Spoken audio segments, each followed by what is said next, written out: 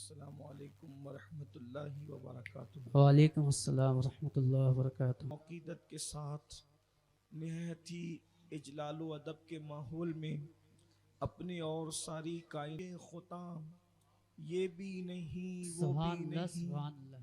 بلبل نے گل ان کو کہا، قمری نے سروے جاں فضا، حیرت نے جھنجھلا کر کہا یہ بھی نہیں سبحان وہ اللہ بھی سبحان نہیں۔ خورشید تھا کس زور پر، کیا بڑھ کے چمکا تھا قمر، بے پردہ جب وہ رخ ہوا یہ بھی نہیں وہ اللہ۔ رحمت نے صدا، یہ بھی نہیں وہ بھی نہیں، ہے بلبل رنگی رضا یا طوطی نغمہ سرا، ہے بلبل رنگی رضا یا طوطی نغمہ سرا، حق یہ کہ واصف ہے تیرا یہ بھی نہیں وہ سبحان بھی اللہ نہیں۔ سبحان اللہ۔ آج کی یہ محفل آپ کے محلے میں جو مسجد گلشن امام احمد رضا ہے اس میں جو مدرسہ جاری ہے بچے اور بچیوں کے لیے، اس کے سالانہ اجلاس کے موقع پر بچوں کی حوصلہ افزائی کی خاطر یہ محفل منعقد کی گئی ہے، اور آپ نے بعد مغرب سے لے کر اب تک ننھے ننھے بچوں سے قرآن مقدس کی تلاوت، ان کے بیانات، ان کی نعتیں، ان کے مکالمے سب کچھ سماعت کر لیا ہے۔ اساتذہ کی یہ محنت ہے، یہ کاوشیں ہیں کہ وہ ننھے منھے بچے جو صحیح طور پر گفتگو کا انداز بھی نہیں جانتے، اساتذہ کی محنتوں نے ان بچوں کو اللہ کا کلام صحیح طور پر پڑھنے کا شعور عطا کیا۔ سبحان اللہ۔ یہ ہمارے مدارس اور مکاتب کی کاوشیں ہیں۔ اللہ پاک کی بارگاہ میں دعا کرتا ہوں کہ گلشن امام احمد رضا جو مدرسہ ہے اس کے جملہ کارکنان کو، اساتذہ کو، منتظمین کو اپنی شان کے لائق بہتر جزا اور بہتر صلہ عطا فرمائے۔ آمین ثم آمین۔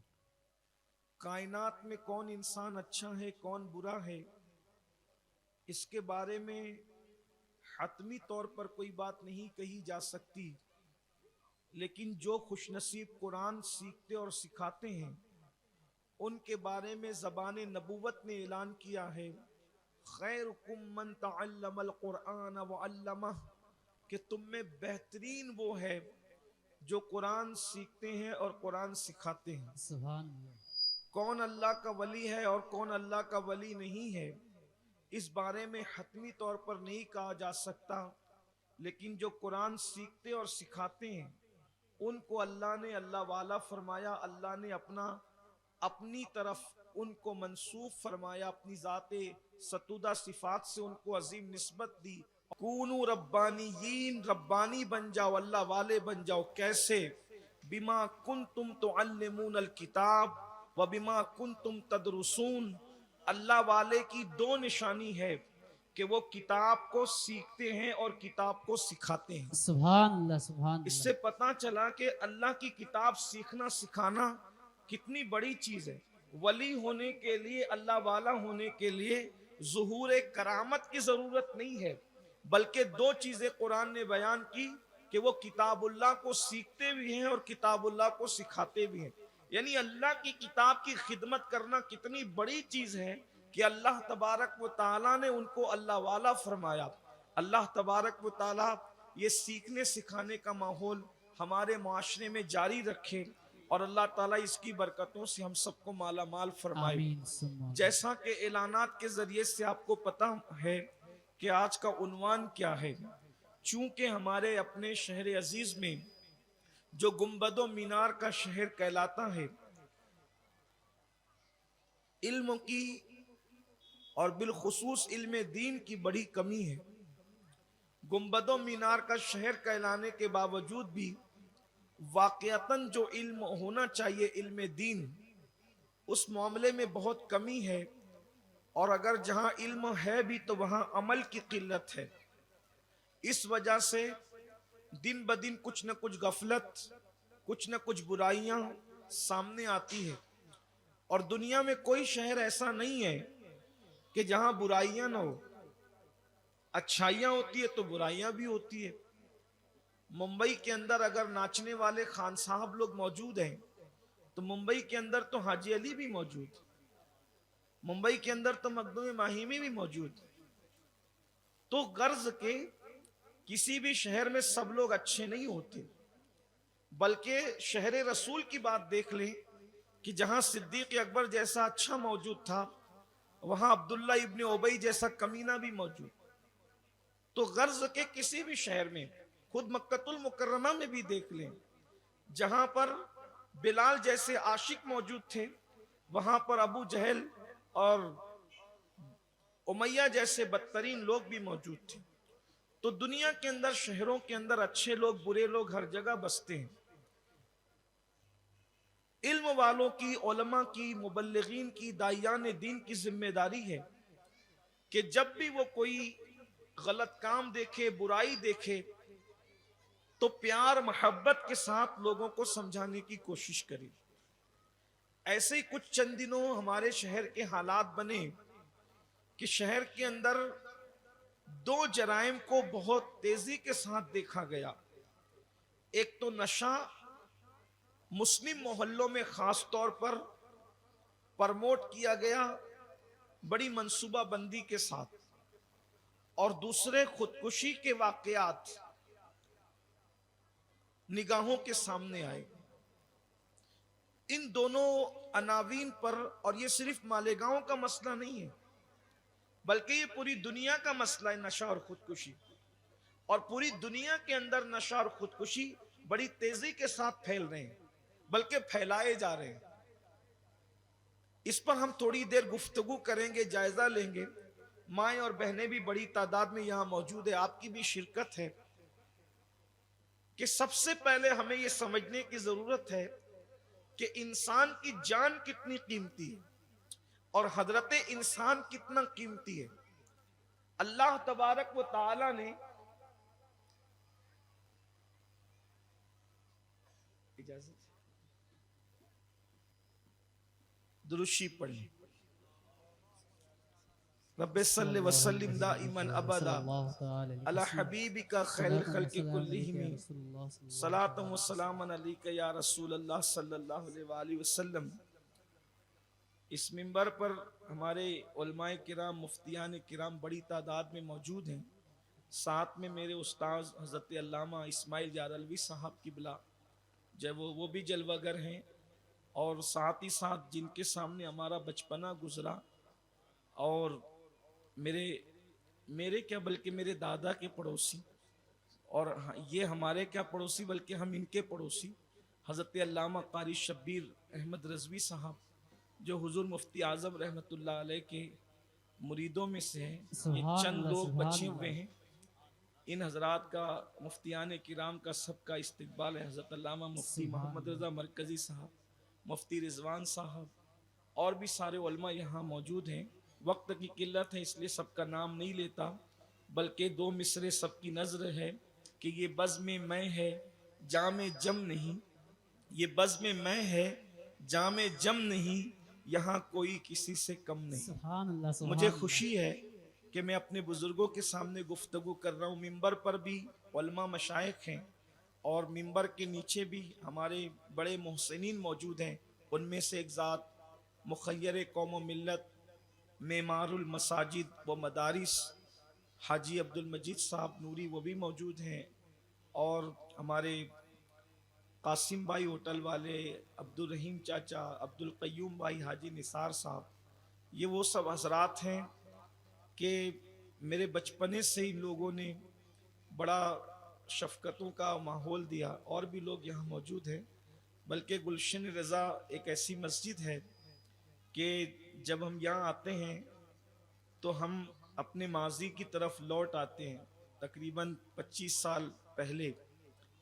تو اس وجہ سے یہاں ہم کوئی مہمان نہیں ہوتے، بلکہ آتے ہیں تو یہاں ہم میزبان ہی ہوتے.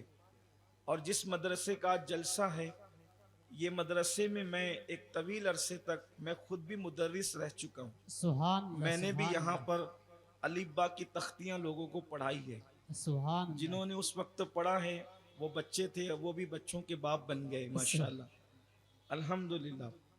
تو میں گفتگو کر رہا تھا، ایک بار درود شریف پڑھنے تو گفتگو آگے بڑھی. رب صلی وسلم دائما ابدا علی حبیبک خیر الخلق کلہم صلاۃ و سلام علیک یا جد الحسن والحسین وعلی آلک و اصحابک یا جد الغوث الثقلین. تھوڑی دیر وقت تو بہت کم بچا ہے، میں جلدی جلدی بات آگے بڑھا رہا ہوں. تو انسان کی عظمت پہلے سمجھنے کی ضرورت ہے. حضرت انسان کیا ہے؟ آپ غور فرمائیں، اللہ تبارک و تعالی جس نے پوری کائنات کو پیدا کیا کن کہہ کے، آسمان کو، زمین کو، چاند کو، ستاروں کو، سیاروں کو، ہر چیز اس نے کن کہہ کے پیدا فرمائی. لیکن جب حضرت انسان کو پیدا کیا تو انسان کی عزت کے اظہار کے لیے انسان کو صرف لفظ کن سے پیدا نہیں کیا، بلکہ اللہ تبارک و تعالیٰ نے حضرت انسان کو اپنے قدرت والے ہاتھوں سے پیدا کیا، اپنے دست قدرت سے پیدا کیا. اور پھر انسان کو پیدا کر کے اللہ تبارک و تعالیٰ نے اس کو اپنا خلیفہ منتخب کیا. بلکہ انسان کی پیدائش سے پہلے انسان کو کی خلافت کا اعلان کیا، اور اس کے بعد کہا کہ ہم زمین میں اس کو اپنا خلیفہ بنانے والے ہیں. اور پھر فرشتوں سے سجدہ کروایا حضرت انسان کو. ہزاروں سال کے عابدوں کے سامنے، ہزاروں سال کے عابدوں کو اس ہستی کے سامنے جھکا دیا جس نے ابھی تک کے کوئی سجدہ ہی نہیں کیا تھا. حضرت انسان نے ابھی تک کوئی سجدہ نہیں کیا، یعنی انسان ساجد بننے سے پہلے مسجود بنایا گیا. غور فرمائیں انسان کی شان کیا ہے. انسان کی شان یہ ہے کہ ساجد بننے سے پہلے اسے مسجود بنایا گیا، اور وہ بھی مسجود ملائکہ بنایا گیا. اور پھر شان یہ ایسے نہیں کہ جس کے جی میں آئے سجدہ کر لو اور جس کے جی میں نہ آئے اس کی اپنی مرضی ہے، بلکہ شان یہ ہے کہ سب کو حکم ہوا، سب کو جھکایا، اور جس نے انکار کر کے اکڑ گیا قدرت نے اس کو مردود کر کے ہمیشہ کے لیے نکال دیا. حضرت انسان کی شان یہ ہے. اور پھر حضرت انسان کے جب حسن کو بیان کیا تو پہلے 4 قسمیں اٹھائی، اور 4 قسمیں بھی 4 اولو العزم و انبیاء کرام کے حوالے سے اٹھائی. تین کی قسم، والزیتون، زیتون کی قسم، وطور سینین، طور سینا کی قسم، وہذا البلد الامین، اور بلد امین کی قسم. 3 زیتون، طور سینین اور بلد امین، 4 قسمیں اٹھائی. تو یہ 3 زیتون کیا؟ تفسیری ترجمہ یہ ہے، دراصل انسان جب کسی شہر کو ذکر کرتا ہے تو اس کی خصوصیت سے ذکر کرتا ہے. مثال کے طور پہ انسان کہتا ہے کہ میں تاج محل جا رہا ہوں، تو سب لوگ سمجھ جاتے ہیں تاج محل جانے کا مطلب کیا ہے، کہ وہ آگرہ ہی جا رہا ہے، اس لیے کہ تاج محل مشہور ہے آگرہ سے. اگر کوئی کہتا ہے کہ میں غریب نواز کے یہاں جا رہا ہوں تو کوئی یہ نہیں سمجھتا کہ وہ لاہور جا رہا ہے، کوئی یہ نہیں سمجھتا کہ وہ ممبئی جا رہا ہے، بلکہ جب کہا جائے کہ غریب نواز جا رہا ہوں تو اس کو سمجھ میں آتا ہے کہ وہ اجمیر شریف جا رہا ہے. اسی طریقے سے اگر کوئی کہتا ہے کہ میں حضور کی زیارت کے لیے جا رہا ہوں تو پھر لوگ سمجھ جاتے ہیں کہ وہ مدینہ منورہ جا رہا ہے. کوئی کہتا ہے میں حج پہ جا رہا ہوں تو لوگ سمجھ جاتے ہیں کہ وہ مکۃ المکرمہ جا رہا ہے. یعنی صفات سے شہر مشہور ہوتے ہیں. تو یہ 3 زیتون، طور سینین، حاضل بلد الامین کا کیا مطلب ہے؟ تو تفسیری ترجمہ اس کا یہ ہے، اللہ اکبر، شہر موسیٰ کی قسم. اس طرح، بلکہ شہر موسیٰ تیسرے نمبر پر آیا. اس کو یوں ترتیب کے ساتھ اگر لیں تو کہا گیا شہر ابراہیم کی قسم، ولادت گاہ ابراہیم کی قسم، ولادت گاہ عیسیٰ کی قسم، ولادت گاہ موسیٰ کی قسم، اور ولادت گاہ مصطفیٰ کی قسم. 4 انبیاء کی ولادت گاہوں کی قسم اٹھائی گئی اور 4 قسمیں اٹھا کر کے پھر حضرت انسان کے حسن کو بیان کیا گیا. لقد خلقنا الانسان فی احسن تقویم، ہم نے انسان کو خوبصورت بنایا. یعنی انسان کتنا عظیم ہے کہ اس کے حسن سے پردہ اٹھانے سے پہلے قدرت 4 نبیوں کی ولادت گاہوں کی قسم کو یاد کرے اور وہ بغیر قسم کے بات کرے. پھر بھی لوگوں پہ ماننا فرض ہے، اور ایک قسم اٹھا لے تو پھر بڑی بات ہے، لیکن 4 قسمیں اٹھا کر کے، اور وہ بھی انبیاء کی ولادت گاہوں کی قسمیں اٹھا کر کے بات کہی جا رہی ہے. ہم نے انسان کو بہت خوبصورت بنایا، اچھی صورت پر بنایا. اور اس کے بعد پھر کہا اگر انسان کے کرتوت اچھے نہیں ہیں ثم رددناہ اسفل سافلین، اور جب خوبصورت بنایا مگر جب انسان نے کام اچھے نہیں کیا تو اللہ فرماتا ہے پھر ہم نے اس کو اسفل سافلین کے گڑھے کے اندر ڈھکیل دیا. اب اس سے بچے گا کون؟ تو قرآن نے بیان کیا بچنے والے لوگ کون ہیں؟ الا الذین آمنوا وعملوا الصالحات، جو ایمان لائے اور نیک عمل کیے. فلہم اجر غیر ممنون، اللہ پاک ارشاد فرماتا ہے کہ ہم نے ان کے لیے کبھی نہ ختم ہونے والا اجر رکھا ہے. ان کا اجر کبھی ختم نہیں ہوگا، اجر ممنون ان کے لیے ہے، کبھی نہ ختم ہونے والا اجر ہے. یہ حضرت انسان کی شان ہے. اور حضرت انسان کے لیے کہا گیا اللہ اکبر، انسان اپنی اللہ رب العزت کی قدرت کا شاہکار ہے، اور انسان کی جان اتنی قیمتی ہے. جب یہی انسان مومن ہو جاتا ہے، ایک تو انسان ہے، انسان جب مومن ہو جاتا ہے تو پھر اللہ کے رسول علیہ السلام ارشاد فرماتے ہیں کعبے کی حرمت سے بڑھ کر میرے ایک ایمان والے امتی کی حرمت ہے. یہ انسان کی شان ہے. اب انسان اپنی عظمت کو نہیں پہچان پاتا ہے، انسان اپنی شان کو نہیں پہچان پاتا ہے، انسان اپنے مقام کو نہیں پہچان پاتا ہے. اسی لیے آپ دیکھیں اللہ نے بہت سارے جانوروں کو حرام کیا کھانا، ان کو نہیں کھا سکتے اس لیے کہ وہ درندے ہیں. کچھ کو حلال کیا اس لیے کہ ان کو کھانے میں فائدہ ہے. لیکن انسان کی حرمت کا یہ عالم ہے کہ اگر انسان کا ناخن کسی آٹے میں پس جائے، انسان کا دانت کسی آٹے میں پس جائے تو پھر اس آٹے کو کھانا منع کر دیا جاتا ہے.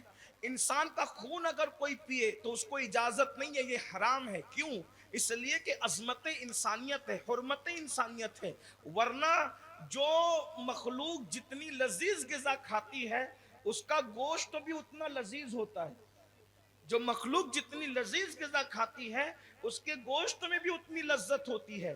تو ہونا تو یہ چاہیے تھا کہ انسان سب سے زیادہ لذیذ غذا کھاتا ہے تو انسان کے جسم کا گوشت بھی بڑا لذیذ ہوگا معاذ اللہ. لیکن انسان کے گوشت کو کھانے کی اس لیے اجازت نہیں ہے کہ یہ حرمت انسانیت ہے، اکرام انسانیت ہے. اس لیے انسان کا گوشت حلال نہیں ہے، وہ حرام ہے. اللہ اکبر.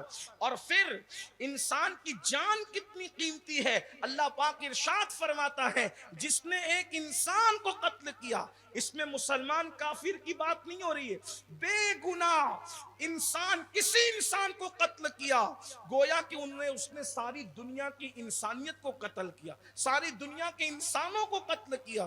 دنیا میں جو سب سے پہلا قتل ہوا تھا وہ جناب حابیل کا قتل تھا، اور وہ قابیل نے قتل کیا تھا. یہ حضرت آدم علیہ السلام کے 2 بیٹے ہیں. اللہ اکبر. قتل کے بدلے میں کتنی رسوائی ہوئی. قرآن کہتا ہے وہ نادم ہوا، وہ شرمندہ ہوا، وہ بے چین ہوا، وہ بے قرار ہوا. اللہ اکبر. اس کا منہ سیاہ ہو گیا، اور بالآخر قتل نے، انسان کے قتل نے اس کو صرف شرمندہ ہی نہیں کیا، رسوائی نہیں کیا، باپ سے دور ہی نہیں کیا، ذلیل ہی نہیں کیا، آخری میں وہ مشرک تک ہو گیا، وہ شرک تک پہنچ گیا. اللہ اکبر. قتل نے اسے شرک تک پہنچایا. انسان کی جان کی اتنی اہمیت ہے. اللہ کے رسول صلی اللہ علیہ وآلہ وسلم ارشاد فرماتے ہیں جو کسی انسان کو بے گناہ قتل کرے اللہ نے جنت کی خوشبو بھی اس پہ حرام کر دی ہے. تو اسی طرح سے جیسے اللہ اکبر کسی انسان کو قتل نہیں کیا جا سکتا. ایک اور آیت مبارکہ کا مفہوم لے لے. قیامت کے دن اللہ ارشاد فرماتا ہے کہ جو لڑکیاں جو بچیاں بیٹی ہونے کی وجہ سے زندہ دفن کی گئی تھی قتل کی گئی تھی اللہ ان لڑکیوں سے پوچھے گا کہ تم کس وجہ سے قتل کی گئی تھی. یہاں پر بہت خاص نقطے پہ آپ توجہ فرمائیں. جو لوگ بیٹیوں کو قتل کرتے ہیں ماں کے پیٹ میں ان کی ہی توجہ چاہتا ہوں. آج ہمارے یہاں یہ بھی ماحول بنا ہے بیٹے پیدا ہونے دو بیٹیاں پیدا نہ ہونے دو اور خاص طور پہ عورتوں کو بیٹیوں سے نفرت زیادہ دیکھی جا رہی ہے اور اگر بیٹیاں ہی بیٹیاں پیدا ہو تو کچھ جاہل گوار ایسے ہیں جو بیوی کو طلاق تک دینے کی دھمکی دیتے ہیں اور کہتے ہیں معاذ اللہ کہ اب بیٹی پیدا ہوئی تو طلاق دے دیں گے. یہ بات میں آپ کو بتا دوں جا کے ڈاکٹروں سے پوچھو عورت کی وجہ سے بیٹا بیٹی پیدا نہیں ہوتے بلکہ بیٹا بیٹی کی پیدائش مرد کی وجہ سے ہوتی ہے اس لیے عورت کا اس میں کوئی قصور نہیں ہوتا. اللہ اکبر. اور پھر یاد رکھنا اللہ اللہ بیٹیوں سے نفرت کر کے ان کو قتل کرنے والے سوچے سنے غور کریں. اللہ اکبر. قیامت کے دن اللہ اس مقتول بچی سے پوچھے گا تجھے کس جرم کی سزا میں قتل کیا گیا تھا تجھے کیوں قتل کیا گیا تھا. حیرت کی بات یہ ہے مجرم سے پوچھا جاتا ہے یا جس پر ظلم ہوا ہے اس سے پوچھا جاتا ہے. بھئی اگر آپ کسی کو تماچا مارے تو مجرم کو پکڑ کے پوچھا جائے گا نا کہ تو نے اس کو مارا کیوں. یہی تو ہے دنیا کا دستور. یہی ہر معاملے میں جس نے جرم کیا اس سے پوچھا جائے گا نا کہ تو نے کیوں مارا. اسی طریقے سے چور سے پوچھا جائے گا تو نے چوری کیوں کی ڈاکو سے پوچھا جائے گا تو نے ڈکیتی کیوں کی زانی سے پوچھا جائے گا تو نے زنا کیوں کیا شرابی سے پوچھا جائے گا تو نے شراب کیوں پیا. لیکن یہاں معاملہ جب بچی کے قتل کا آتا ہے تو اللہ قیامت میں قاتل سے نہیں پوچھے گا اللہ اس مقتول بچی سے پوچھے گا کہ تجھے کیوں قتل کیا گیا تھا. بچی سے پوچھنے کی وجہ یعنی قدرت کو اتنا بھی گوارا نہیں ہے کہ جس نے بچی کو قتل کیا ہے اس سے سوال کے لیے بھی گفتگو کر لی.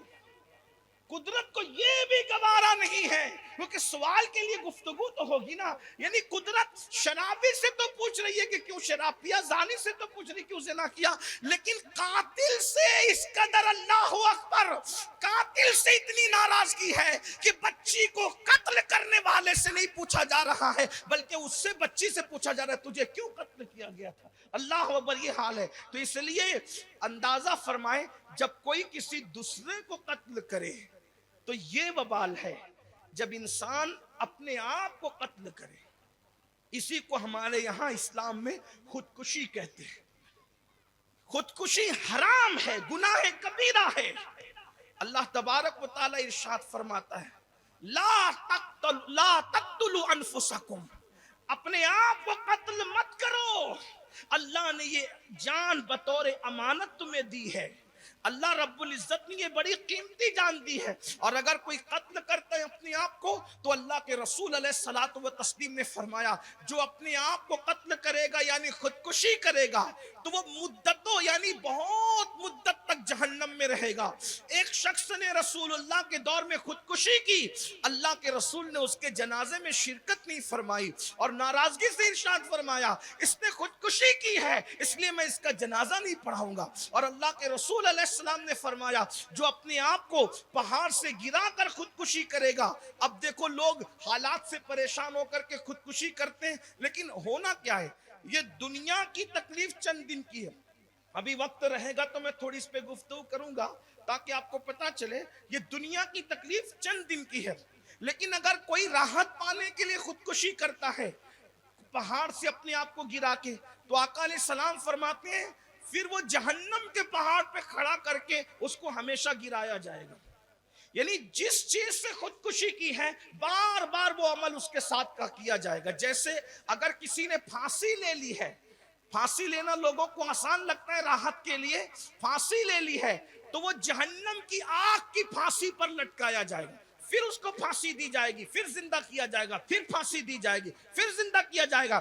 ایک بار پھانسی لے کر کے راحت کی سانس کے دھوکے میں رہنے والوں ایک بار راحت کی سانس شاباش نہیں ملے گی، ادھر دنیا سے مرے خودکشی کر کے پھانسی لے کے، تو جہنم کی آگ کی پھانسی دی جائے گی، بار بار دی جائے گی، ہر بار دی جائے گی، مدتوں دی جائے گی۔ اللہ جب تک چاہے گا، اگر کسی نے زہر پیا ہے تو اس کو جہنم کے اندر زہر پلا پلا کر مارا جائے گا، پھر زندہ کیا جائے گا، پھر مارا جائے گا، پھر زندہ کیا جائے گا۔ یہ اس کی کیفیت ہوگی، نہ وہ مرے گا نہ وہ جیے گا۔ اسی طرح سے اگر کسی نے اپنے آپ کو چاقو مارا، کسی نے اپنے آپ کو اوزار مارا، کچھ بھی کیا، اسی سزا کے ساتھ اس کو جہنم میں رکھا جائے گا۔ اب بتاؤ، چند لمحے کی تکلیف سے راحت پانے کے لیے ہمیشہ کا وہ عذاب، بلکہ مدتوں کا وہ عذاب، بہت دنوں تک کا وہ عذاب، دردناک عذاب جھیل رہے ہو اور اپنے آپ کو تباہ کر رہے ہو۔ کسی نے کہا تھا کہ دنیا میں چین نہ پایا تو مر جائیں گے، مر کے بھی چین نہ پایا تو کدھر جائیں گے۔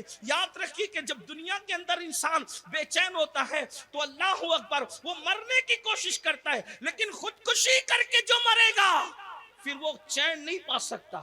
اب لوگ خودکشی کیوں کرتے ہیں، اس پر تھوڑا جائزہ لیں۔ نمبر ایک، لوگ خودکشی کرتے ہیں اس وجہ سے کہ ان کو ستایا جاتا ہے۔ لوگ کہتے ہیں بہت ستایا جا رہا تھا۔ میرا ایک عزیز دوست، یہاں نہیں، وہ اس طرف مہاراشٹر کے مشرقی علاقے میں رہتا تھا، شہر کا نام نہیں لوں گا، بڑا نیک تھا، مہینہ مہینہ بھر اعتکاف کرتا تھا مسجد میں، ایک مہینے کا معتکف رہتا تھا مسجد۔ لوگوں نے اس کو ستایا، اس نے خودکشی کری۔ لوگ ستاتے ہیں تو اب لوگ ستا رہے ہیں تو اس کا علاج خودکشی نہیں ہے۔ ہمارے پاس ہزاروں سال کی ایک تاریخ ہے۔ اگر آپ کو کوئی ستائے تو رسول اللہ کو جو لوگوں نے ستایا، اگر آپ اس کو یاد کر لیں تو لوگوں کا ستانا آپ کے سامنے بالکل صفر نظر آتا ہے۔ آپ غور کریں، آج ہمیں لوگ کتنا ستا سکتے ہیں؟ دھیان دیجیے، لوگ ہمیں کتنا ستا سکتے ہیں مجھے بتائیں۔ بھائیوں، کتنا بھی ستانے والا ہمیں شہر بدر نہیں کر سکتا، لیکن امام بخاری جیسے محدث کو شہر بدر کیا گیا۔ یہ تاریخ ہے اپنی، ان بزرگوں کی زندگیوں کو یاد کرو۔ اللہ کے رسول علیہ السلام کو طائف کی وادیوں کے اندر پتھروں سے لہو لہان کیا گیا، یہ تاریخ ہے۔ اللہ کے رسول علیہ السلام کو اتنا پتھر برسایا گیا کہ نالین شریف خون میں بھر گئی۔ اللہ کے رسول علیہ السلام کے احد کے میدان میں دندان شہید کیے گئے۔ مسلمان کو جب ستایا جائے اور وہ اللہ کے رسول علیہ السلام کی سیرت پر نظر کر لے تو اس کو اپنی مصیبتیں ہلکی نظر آتی ہے۔ اس لیے اگر کوئی ستاتا ہے تو حضور کی زندگی پڑھو، حضور کی سیرت پڑھو۔ اللہ اکبر۔ کچھ لوگ کہتے ہیں نہیں حضرت، پھر غربت کی وجہ سے، غربت نے پریشان کیا تو کیا کریں گے، پھر خودکشی نہیں کریں گے تو کیا کریں گے۔ ہم نے کہا چلیں اس پر بھی ہم حضور کی زندگی دیکھ لیں۔ اگرچہ ہم لوگ اللہ کے رسول علیہ السلام کو غریب تو نہیں مانتے، لیکن حضور علیہ السلام نے امت کی تعلیم کے لیے اپنے پیٹ پہ پتھر باندھے۔ ام المومنین سیدہ عائشہ صدیقہ رضی اللہ تعالیٰ عنہ فرماتی ہیں، اللہ اکبر، کہ ایک چاند نکلتا اور وہ چاند ختم ہو جاتا، یعنی پورا مہینہ گزر جاتا، حضور علیہ السلام کے گھر میں چولہا نہیں جلتا۔ دوسرا چاند نکلتا اور وہ بھی غروب ہو جاتا، حضور کے گھر میں تب بھی چولہا نہیں جلتا۔ تیسرا چاند نکلتا اور وہ بھی غروب ہو جاتا اور حضور کے گھر سے دھواں نہیں نکلتا۔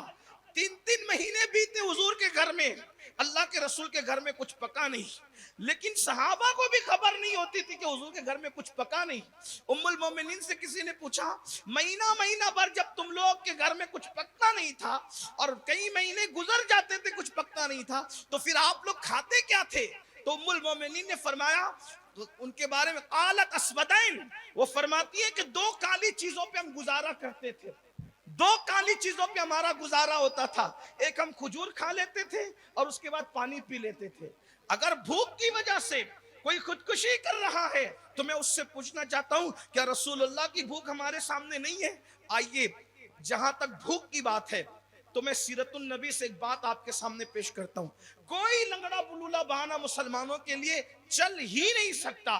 بھوک کی وجہ سے خودکشی کرنے والوں اور اپنے آپ کو بہت ایام تک، بہت مدتوں تک جہنم کا ایندھن بنانے والوں، ذرا دل کے کانوں سے اب ذرا قاسم نعمت کی سیرت کا ایک باب سن لیں۔ بہت سیرت کی کتابوں میں یہ واقعہ ہے، اس کو اپنے الفاظ کے جامع میں پیش کر رہا ہوں۔ حضور کن حالات سے گزرے، اللہ کے رسول قاسم نعمت मालिक जन्नत, बल्कि जिसका सदका सभी खा रहे हैं। आसमा खान, जमी खान, जमाना मेहमान, साहिब खाना लक़ब किसका है, तेरा तेरा। अगर गुर्बत की चक्की आपको खुदकुशी करने में मजबूर करती है तो ये भी सुन लें। बयान किया जाता है, मैं अपने अल्फाज के जामे में पेश कर रहा हूं, बयान किया जाता है एक मर्तबा दोपहर की मदीने मुनव्वरा की चिलचिलाती धूप है, उसको सुन ले जरा, और हुजूर अलैहिस्सलाम की सीरत हमें कितना हौसला देती है उसको भी सुन। मदीने मुनव्वरा की चिलचिलाती हुई धूप है, उस चिलचिलाती हुई धूप में अचानक मेरे आका के यार गार और बाद में बनने वाले यार मजार भी सिद्दीक अकबर सिद्दीकुल अकबर घर के बाहर चिलचिलाती धूप में निकले। जो सिद्दीक अकबर के घर से निकलने का टाइम नहीं था, अचानक फारूक आजम से सामना हो गया। कितने अजीम लोग थे, इब्तिदाई दौर है इस्लाम का, मस्जिद नबवी शरीफ अभी नई नई तामीर हुई है, हुजरे रसूल अभी नए नए तामीर हुए हैं, मदीने शरीफ में अभी नया नया वरूद हुआ है मुसलमानों का। अल्लाह अकबर। ऐसे में सिद्दीक और फारूक दोनों एक दूसरे से टकराते हैं, तो फारूक आजम सिद्दीक अकबर से कहते हैं, भाई अबू बकर, इस चिलचिलाती धूप में, मदीने मुनव्वरा की धूप में, जबकि खजूर पकने के अय्याम है, शिद्दत की धूप है, हमारे यहाँ अगर उड़द पकता है ना, उड़द पकता है खेतों के अंदर, तो बड़ी तमाजत की धूप होती है, तो तमाजत की धूप में लोग कहते हैं ये उड़द पकने की धूप है। तो जितनी धूप उड़द पकने की हिंदुस्तान में होती है, उससे ज्यादा धूप खजूर पकने की मदीने मुनव्वरा में होती है, बड़ी शिद्दत की धूप होती। अल्लाह अकबर। धूप थी। सिद्दीक अकबर से फारूक आजम ने पूछा, भाई अबू बकर, इतनी धूप में क्या कर रहे हो? सच्चे लोग थे। सिद्दीक अकबर ने कहा कि भाई घर में कई दिन से फाका है, चूल्हा नहीं जला है, मैंने सोचा कि किसी से शिकायत करना अच्छा नहीं, बाहर निकलते कोई दिखेगा तो चेहरे पे भूख के आसार देखकर कुछ न कुछ खिला देगा, इसलिए मैं घर से बाहर नहीं। लेकिन उमर मेरे अजीज, मेरे भाई, इस वक्त तो तुम भी तो बाहर नहीं आते, दोपहर की चिलचिलाती धूप में तुम क्या कर रहे हो? फारूक आजम की आंख में आंसू थे। अबू बकर, जो भूख तुम्हें घर से बाहर लाई है, वही भूख उमर को भी घर से बाहर लाई। दोनों ये बात ही कर रहे थे कि देखा सामने से आमिना का चांद तुलू हुआ और अल्लाह के रसूल अलैहिस्सलाम सामने से आए, दोनों को सलाम किया, तो दोनों यारों ने कहा, हमारे माँ बाप आप पे कुर्बान आका, ये बताएं कि इस धूप में आप कहां तशरीफ ले जा रहे?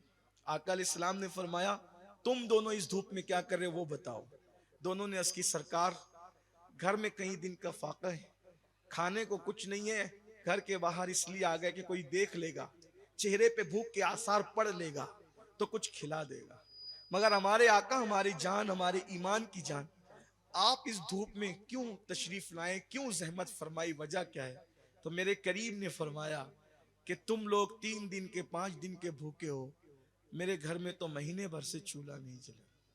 अल्लाह के रसूल फरमाते, 1 महीना हो गया घर में चूल्हा नहीं जला, मैंने सोचा कि किसी के घर जाकर उसको शरफ बख्शूं कि कुछ खाऊं उसके घर जाकर, इसलिए मैं घर से बाहर निकला।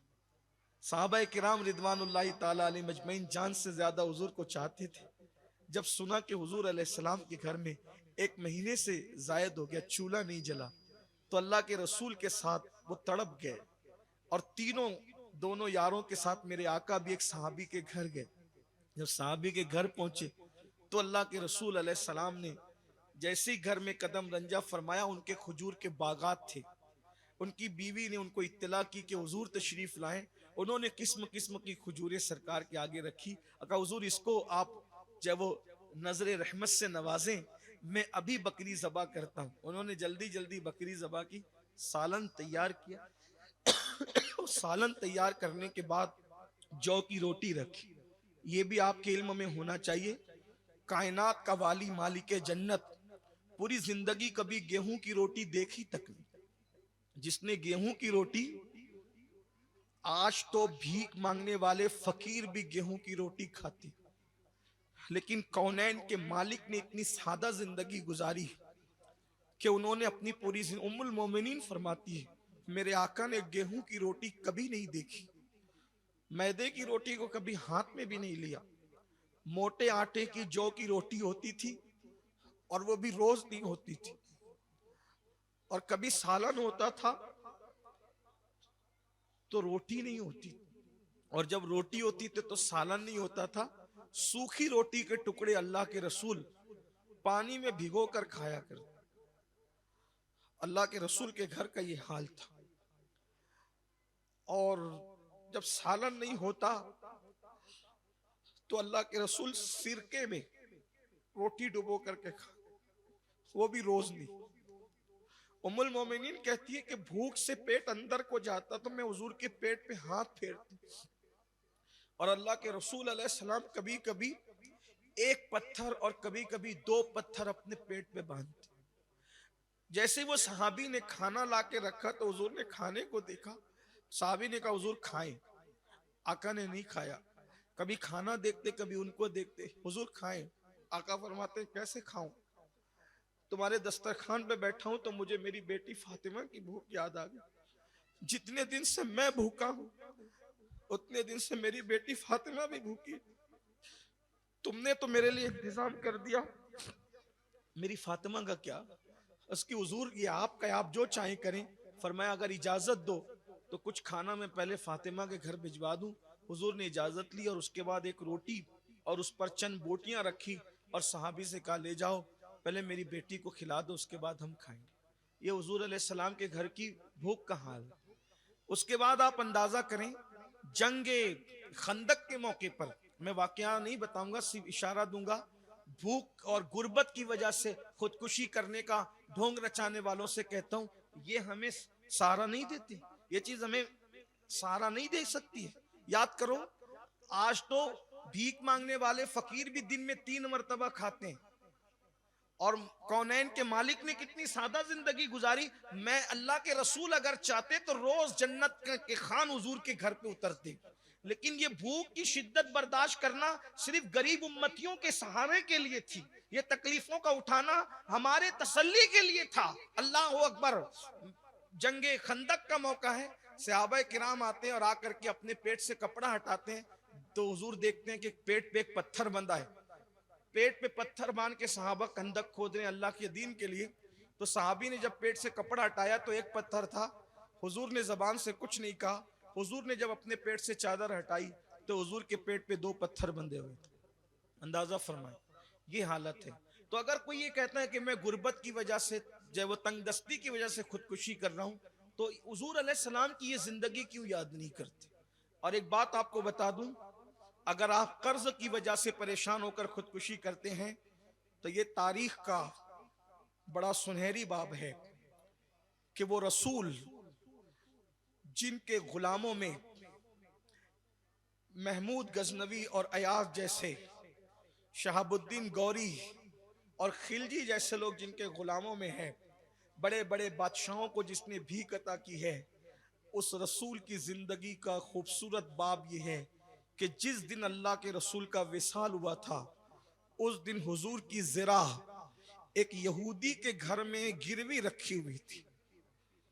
اللہ کے رسول علیہ السلام کی زندگی کا یہ خوبصورت ترین باب ہے۔ مکمل مملکت اسلامیہ کا بانی، کئی شہروں پر ظاہری حکومت اور حقیقت میں زمین اور آسمانوں کا حاکم، جب دنیا سے جاتا ہے تو اس دن اللہ کے رسول کے اپنی خود کی زرہ ایک یہودی کے گھر میں قرض کی وجہ سے گروی رکھی ہوئی تھی، ایک کیفیت تھی۔ اور ایک بات سن لے، پھر اللہ کے رسول نے جب وصال فرمایا تو اللہ کے رسول کو نئے کفن میں بھی قبر انور میں آرام کے لیے نہیں لٹایا گیا، حضور کے بدن پہ جو کپڑے تھے انہی کپڑوں میں اللہ کے رسول علیہ السلام کو دنیا سے تشریف لے جانا ہوا۔ لاوارث میتوں کو بھی لوگ نیا کفن دیتے ہیں، لیکن کونین کے مالک نے بظاہر پرانے کپڑوں میں اس لیے دنیا سے جانا پسند فرمایا کہ غریب امتیوں کو سہارا دے سکے۔ یہ سیرت کا باب ہے۔ اب مجھے بتائیں کہ جس امت کا قائد اس شان کی زندگی گزارتا ہو اگر وہ امتی یہ کہے کہ ہم تنگ دستی اور غربت کی وجہ سے خودکشی کرتے ہیں تو میں سمجھتا ہوں کہ یہ کس طریقے سے جائز ہو سکتا ہے. پھر اس کے بعد خودکشی کا ایک باب اور کھلتا ہے کہ بیماری اتنی بدترین آ گئی لوگوں کو کہ تکلیف ہوئی، برداشت کے قابل نہیں ہوئی تو خودکشی کر لیا. آپ سے پوچھنا چاہتا ہوں کتنے بھی بیمار ہو، کیا جناب ایوب علیہ السلام کسی بیماری تمہیں ہے؟ بتائیں مجھے. حضرت ایوب جیسا بیمار تو کوئی بھی نہیں ہے دنیا میں، لیکن جناب ایوب پاک وہ صبر کے ساتھ، شکر کے ساتھ زندگی گزارتے ہیں. اور اس کے بعد حضرت ایوب پاک اتنے بیمار ہو جاتے ہیں کہ جسم پہ جو آبلے پڑے تھے ان آبلوں کی وجہ سے سب نے ساتھ چھوڑ دیا. بیماری کی وجہ سے دوستوں نے ساتھ چھوڑ دیا، احباب نے ساتھ چھوڑ دیا، سب ساتھ چھوڑ گئے، نبی کا ساتھ سب چھوڑ گئے. اس کا مطلب یہ دنیا ہی تو ہے. یہ دنیا شادی میں بھیڑ کرتی ہے، غموں میں کون بھیڑ کرتا ہے؟ کہنے والے نے کہا ہے شریک جشن ہزار ہے، شریک غم کوئی نہیں. شریک جشن ہزار ہے، شریک غم کوئی نہیں. حسین آج بھی تنہا ہے کربلا کی طرح. حسین آج بھی، ہر غمگین آدمی تنہا رہ جاتا ہے. لیکن آپ سے کہتا ہوں محبت سب سے کرو، تعلق سب سے رکھو، پیار سب سے کرو. لیکن اگر دل کا رشتہ کسی سے جوڑنا ہے تو اللہ اور اس کے رسول سے جوڑ کر کے رکھو، جو غموں میں بھی کام آتے ہیں اور خوشیوں میں بھی کام آتے ہیں. ان کے نثار کوئی کیسے ہی رنج میں ہو، جب یاد آ گئے ہیں سب غم بھلا دیے. حضرت ایوب پاک کے سارے بچے مر گئے، سب ساتھ چھوڑ گئے. حضرت ایوب پاک جو محل میں رہا کرتے تھے ایک غار میں رہنے لگے، جنگل میں رہنے لگے. اور اس کے بعد ایوب پاک کو پھر وہ وقت بھی آیا کہ بیماری نے آپ کے دل پر اثر کرنا چاہا اور بیماری نے زبان پہ اثر کرنا چاہا. تو ایوب پاک نے ایک زور کی سرد آگ کھینچی تو قدرت کی طرف سے جواب آیا، ایوب کیا اب آپ ہماری شکایت کرنے لگے؟ تو عرض کرتے نہیں مولا، شکایت نہیں کرتا، بلکہ تڑپ اس لیے گیا ہوں. اب تک تو بیماری نے پورا جسم کھایا ہے، بیماری نے پورے جسم کو کمزور کیا ہے، لیکن تڑپا نہیں. اب تڑپ اس لیے ہوتی ہے کہ بیماری دل اور زبان پہ حملہ کر رہی ہے، تو مجھے دل اور زبان کی حفاظت چاہیے. تو ارشاد ہوا کیوں چاہتے ہو؟ سب تو لٹا دیا، کیوں چاہتے ہو؟ کہا مولا وہ بھی تیرے لیے. زبان اس لیے محفوظ رکھنا ہے کہ زبان تیرا ذکر کرتی رہے گی، اور دل اس لیے محفوظ رکھنا ہے کہ دل تیری یاد کرتا رہے گا. ادا پسند آئی، ارشاد ہوا تم نے حق ادا کیا، حق کے بندگی کی طرف تم آئے، اب ذرا پیر زمین پہ مارو. حضرت ایوب نے پیر زمین پہ مارا، چشمہ نکلا، غسل کیا تو اللہ نے پہلے سے زیادہ حسن عطا فرما دی، شفا عطا فرما دی.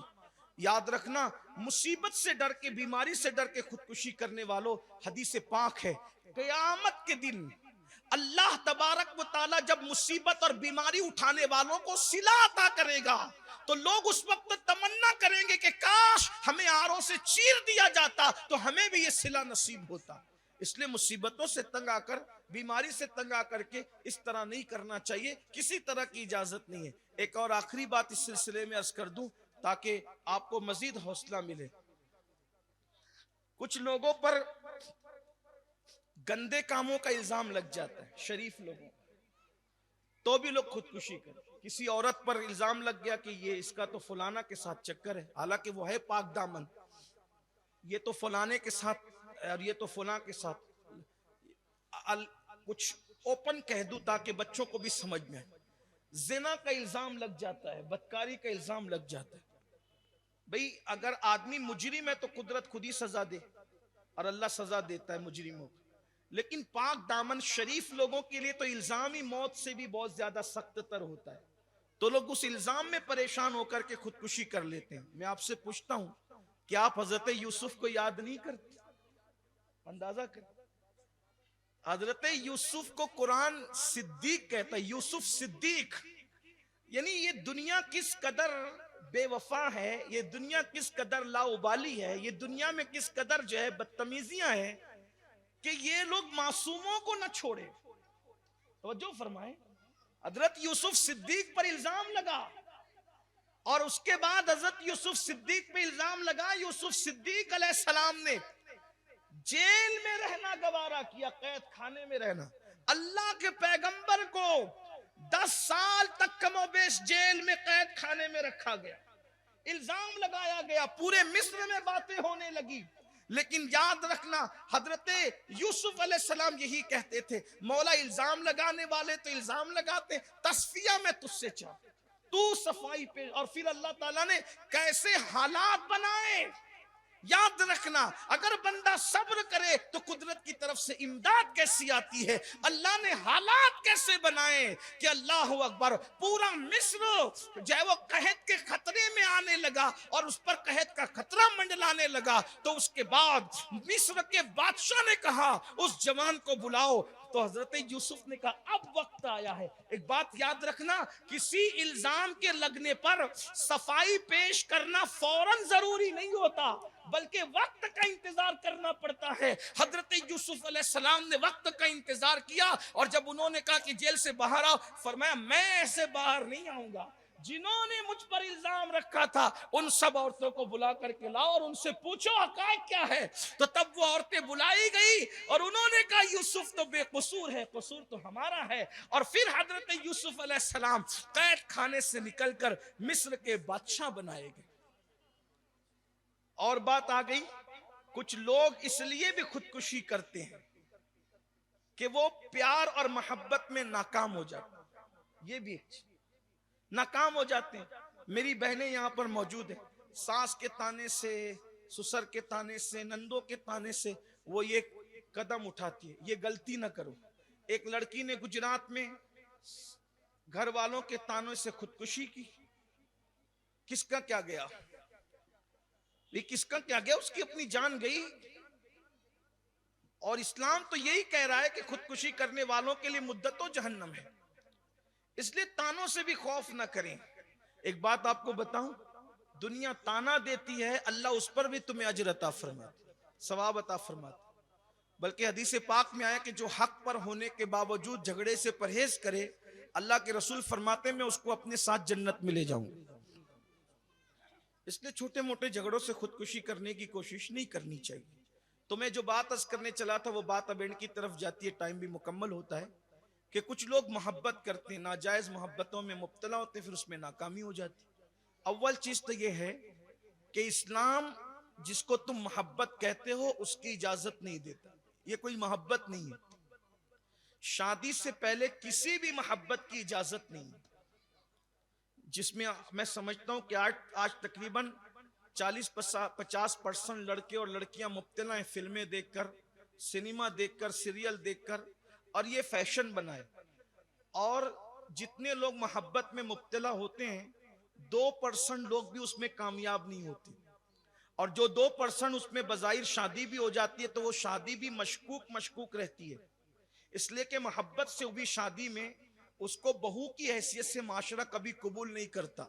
جب وہ کسی شادی میں جاتی ہے، بچیوں کی خاص توجہ چاہتا ہوں، جب وہ شادی میں جاتی ہے تو عورتیں بات کرتی ہے کہ اس نے تو بھاگ کر شادی کی، یہ تو بھگوڑی ہے، اور یہ تو ایسی ہے، اس کو بہو کی حیثیت کبھی نہیں ملتی، اور پھر یہ تو وہ سہ لیتی ہے، لیکن جب وہ ماں بن جاتی ہے بیٹوں کی یا بیٹی کی، تو پھر لوگ کہتے ہیں کہ اس کے ماں باپ نے تو بھاگ کر اور پیار سے شادی کی تھی، اب اس کے بچے ہیں، جب ماں باپ ایسے تو اولاد کیسی ہوگی؟ تو یہ بڑی نادانی کی بات ہے۔ اس لیے محبت، جو پہلی بات تو میں کہتا ہوں محبت کی جائے، لیکن جس کو آپ نے محبت کا نام دیا وہ محبت ہے ہی نہیں، اس لیے کہ اگر کوئی پیشاب کو شربت کا نام دے دے تو پھر اس کو شربت کیسے قبول کیا جائے گا؟ اور ہمارے یہاں لا میرج کا کوئی تصور نہیں ہے، ہمارے یہاں ارینج میرج ہے۔ جس وقت جناب خدیجۃ الکبریٰ نے اپنی سہیلی نفیسہ سے کہا تھا کہ جا کر محمد سے گفتگو کرو کہ ہم ان کے ساتھ نکاح کرنے کے لیے تیار ہے، وہ کیا فرماتے ہیں؟ تو جب نفیسہ نے آ کر کے کہا تھا کہ آپ نکاح کیوں نہیں کرتے، تو فرمایا کہ میں نکاح کیوں نہیں کرتا، میرے پاس فی الحال تو خود کا مکان بھی نہیں ہے، تو میں کیسے نکاح کروں گا؟ تو کہا وہ انتظام ہو جائے گا، آپ نکاح کرے۔ تو کہا کس کے ساتھ؟ تو کہا خدیجہ کے ساتھ، آپ کیا کہتے ہیں؟ تو میرے آقا نے جو فرمایا تھا اس کا مفہوم پیش کر رہا ہوں اپنے الفاظ کے جامع میں، فرمایا شریفوں کا نکاح، شریفوں کے رشتے ایسے راستوں میں طے نہیں ہوتے، میرے چچا لوگ موجود ہیں، جا کر میرے چچاؤں سے بات کرو، اگر وہ اس کو قبول کریں گے تو میں بھی قبول کروں گا۔ اللہ کے رسول علیہ السلام اپنے چچاؤں پہ ڈال رہے ہیں، اللہ کے رسول مختار کائنات، مختار کل، اور حضور فرمانے کہ جس کا مفہوم یہ ہے کہ شریفوں کے رشتے رستے میں طے نہیں ہوتے، رستے میں طے نہیں ہوتے تو فیس بک پر کیسے طے ہو سکتے ہیں، انٹرنیٹ پر کیسے طے ہو سکتے ہیں، واٹس ایپ پہ کیسے طے ہو سکتے ہیں؟ آپ اندازہ فرمائیں یہ کیا بلا آ گئی ہے۔ ہنسنے کی بات نہیں ہے، بڑے دکھ کی بات ہے۔ تو جس کو آپ محبت اور پیار کا نام دیتے ہیں یہ خالص نفسانیت ہے، اس میں کوئی جو ہے وہ اسلام آپ کی تائید نہیں کرتا، اور پھر اس میں ناکام ہوتے ہیں، کوئی پاگل ہو رہا ہے، کوئی مر رہا ہے، کوئی خودکشی کر رہا ہے، یہ ساری چیزیں۔ اب آپ کو میں اس کا حل بتاتا ہوں، علاج۔ اگر دل میں محبتیں اسی لیے ٹھاٹھے مار رہی ہے کہ کسی سے پیار ہی کرنا ہے، تو بھائیوں جن کے بدن سے بدبو آتی ہے ان کو دل کیوں دیتے ہو؟ جو برش نہ کرے تو ان کے منہ سے بدبو آتی ہے، ان کو دل کیوں دیتے ہو؟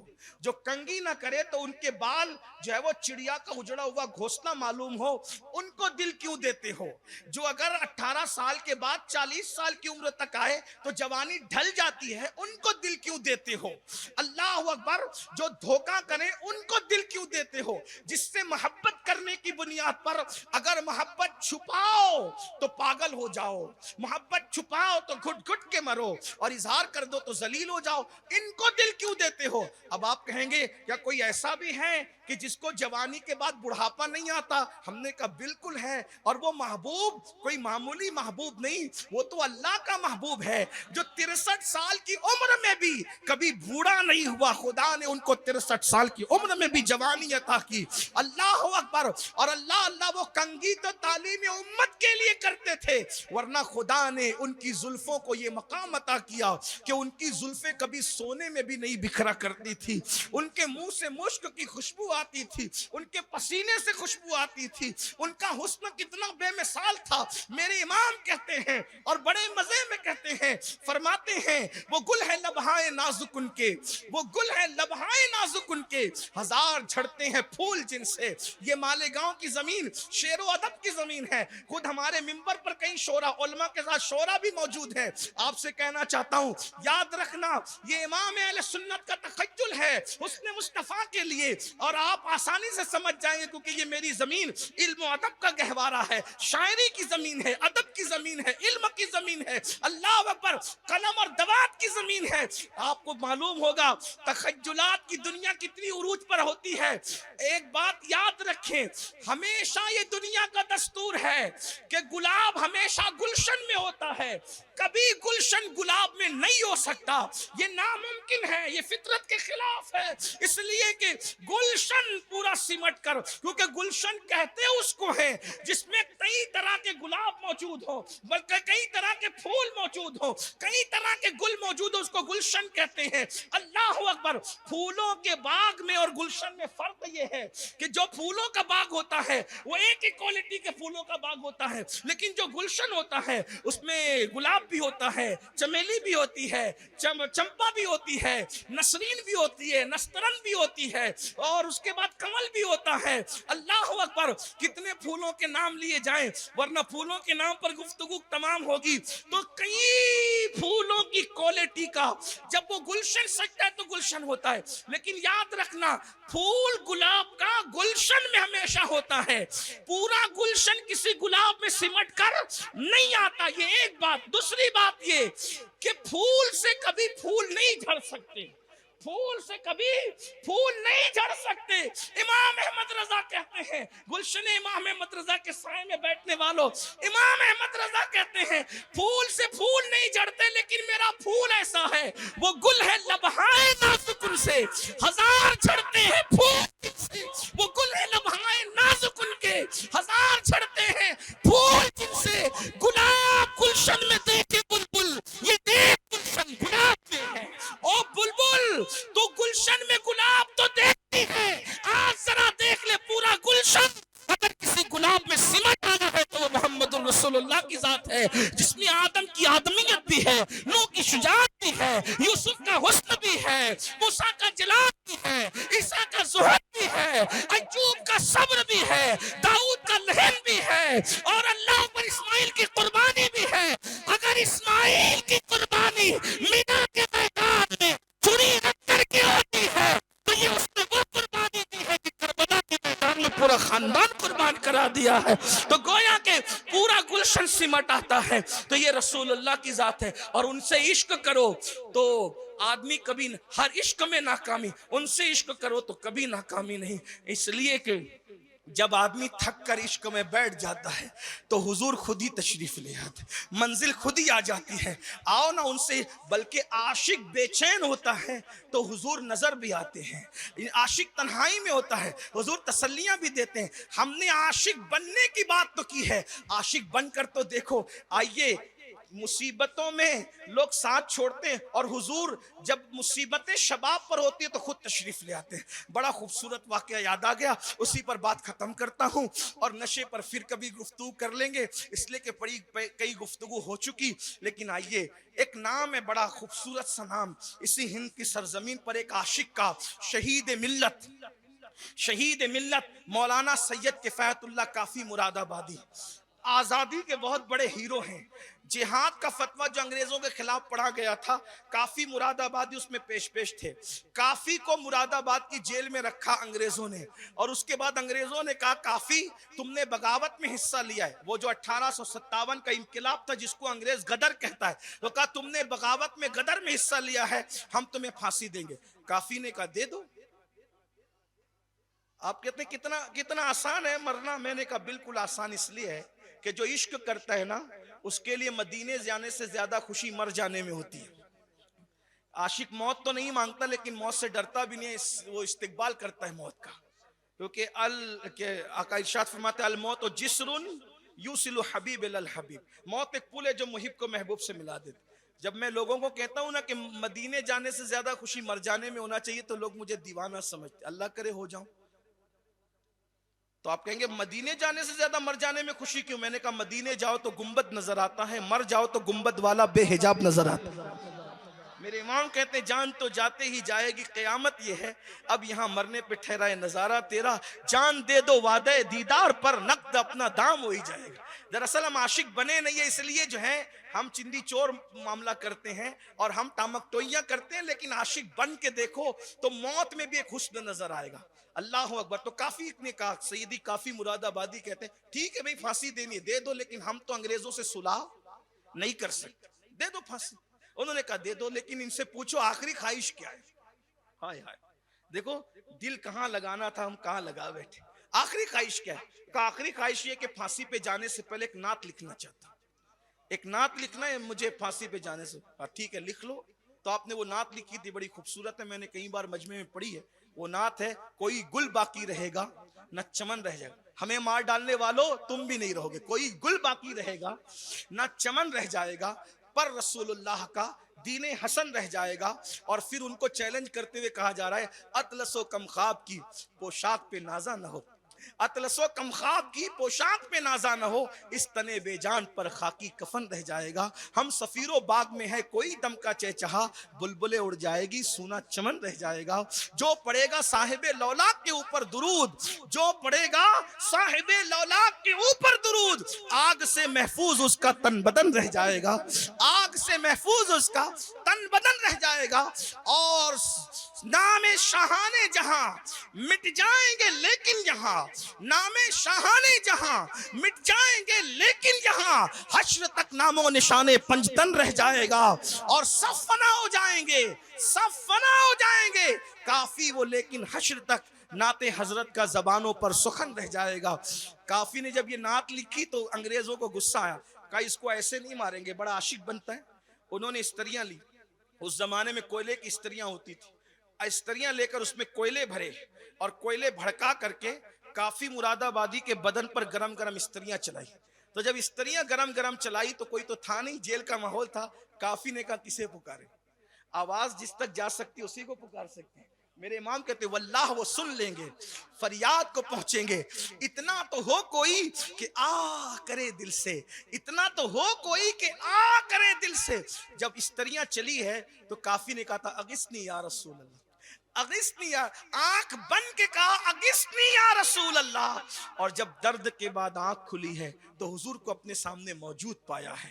اللہ کے رسول کو اپنے سامنے موجود پایا عالم بیداری میں تو کافی رو پڑے. کہا حضور میں نے بہت دیر کر دی, اگر مجھے پہلے پتا ہوتا کہ اتنی مصیبت اٹھا کے آپ نظر آتے ہیں تو میں بہت جلدی استری اپنے بدن پہ پھروا لیتا تاکہ آپ کا جلوہ نظر آ جاتا. یہ ہے حضور کا عشق, یہ ہے حضور کی کس کو ہیرو کو, ہیروئن کو, لڑکیوں کو, لڑکوں کو دل دیا جا رہا ہے. اور آپ سے کہتا ہوں اس میں ناکام ہی ہونا ہے. آؤ حضور کو دل دیں. جس کو چھپا لو تو چھپانے والا ویسے کرنی بنتا ہے, اور اگر بتا دو تو بتانے والا بلال حبشی بنتا ہے. آئیے حضور کے عشق کی طرف تو خودکشی سے نجات ہوگی. مزید خودکشی کی بہت ساری وجوہات ہیں, انشاءاللہ یہ ایک محفل ہی اس کے لیے کافی نہیں ہے. ہم انشاءاللہ مزید اس پر گفتگو کریں گے, اور جتنی خودکشی کی وجوہات سامنے آئے گی اس سب کا مداوع سیرت النبی کی روشنی میں پیش کریں گے. بتائیے کیا یہ سب سن کر کے دل مضبوط نہیں ہوتا کہ ہم کس نبی کے ماننے والے ہیں؟ ہمارے پاس کہ اللہ تعالیٰ توفیق دے. گفتگو کے درمیان اگر کوئی غلطی ہو تو اللہ تعالیٰ معاف فرمائے.